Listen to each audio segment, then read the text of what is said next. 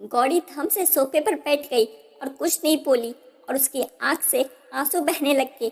गौरी और उसकी सास माया जी को जब ये पता चला तो शायद वो उनके लिए एक भूकंप के झटके जैसा था, जिसने उन दोनों को ही अंदर तक झंझोर कर रख दिया था।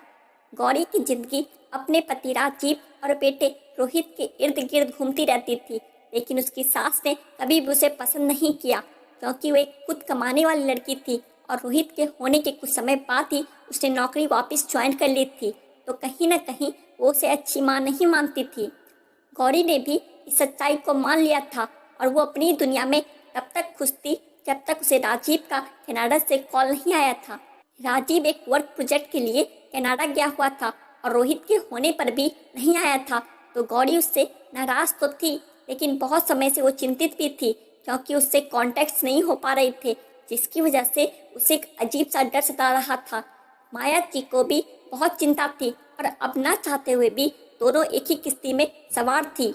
एक दिन गौरी ने छुट्टी ली हुई थी, क्योंकि रोहित के प्ले स्कूल में उसे बंदर बनकर जाना था और कुछ लाइंस बोलनी थी, तो वो उसकी तैयारी करवा रही थी कि तभी लैंडलाइंस की घंटी बजी। गौरी ने फोन उठाया तो राजीव की आवाज़ सुनकर वो चहक उठी और राजीव की आवाज़ सुनने के लिए माया जी भी तरस रही थी।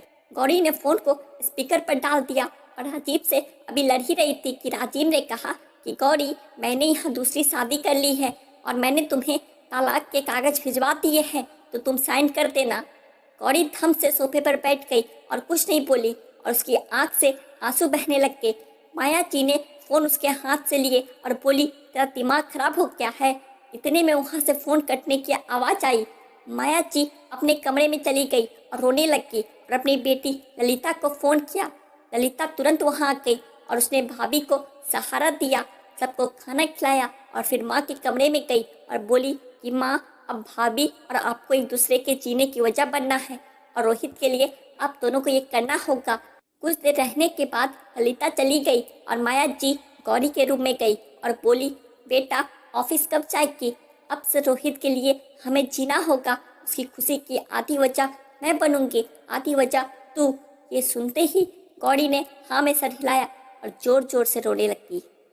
आशा करता हूँ दोस्तों आपको कहानी अच्छी लगी होगी। कहानी अच्छी लगी हो तो हमारे चैनल को सब्सक्राइब करें। धन्यवाद।